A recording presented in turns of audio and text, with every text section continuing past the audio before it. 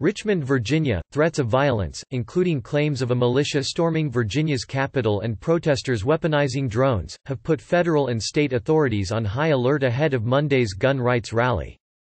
Thousands of people across the country are expected to show up as part of a demonstration demanding state Democrats drop a push for comprehensive gun control in the Commonwealth. Northam's Virginia capital weapons ban upheld by judge ahead of pro-gun rally.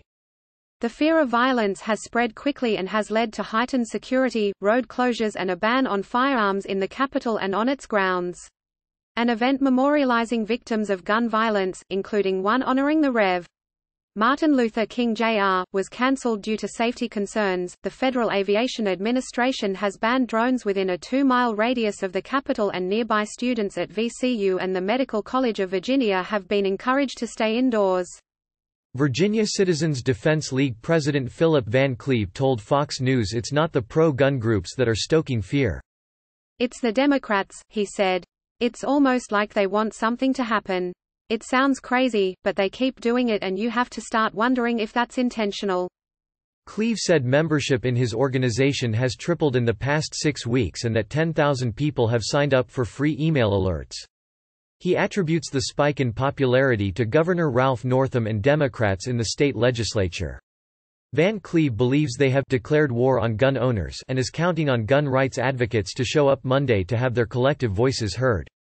It's woken up gun owners across the state, he said. Jalen Sensi, a mother of 3 from Chesterfield County, told Fox News she's planning on coming to the rally and bringing her 3 children with her. They're trying to take our guns and that's not going to happen, she said. We won't stand for it. This wouldn't happen if Republicans were still running things. In November, Democrats flipped the state Senate and the House of Delegates, giving them control of both the governor's office and the legislature for the first time in a generation.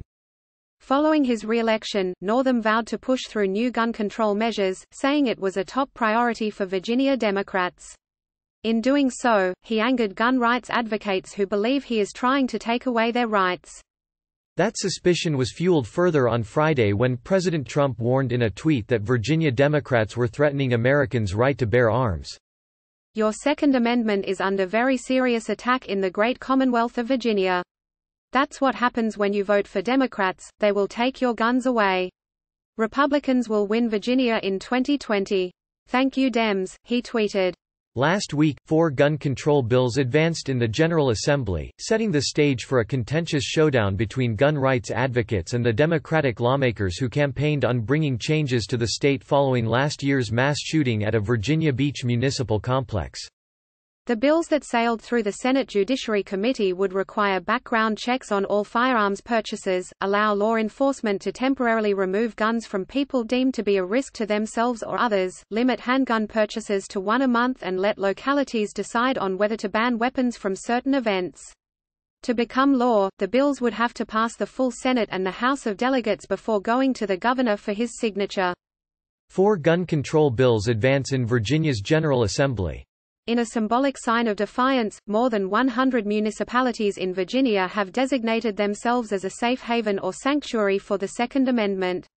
Lawmakers and authorities in those areas have said they will refuse to enforce new gun control laws the Virginia legislature passes. Monday's rally comes about 2.5 years after a deadly incident in Charlottesville, VA.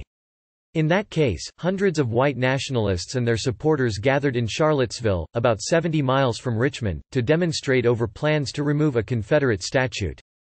They were met by counter-protesters and violence quickly erupted. At one point, a vehicle drove into a crowd of counter-protesters, killing 1 and injuring more than a dozen others. Fearing a similar scenario, Northam declared a state of emergency ahead of Richmond's rally. He also banned firearms and other weapons on the Capitol grounds. We have received credible intelligence from our enforcement agencies that there are groups with malicious plans for the rally that is planned for Monday, Northam said during a press conference on Wednesday. House Republican leader Todd Gilbert called the upcoming rally a time for people to peacefully assemble and petition their government. It is not a place for hate or violence, he said in a statement.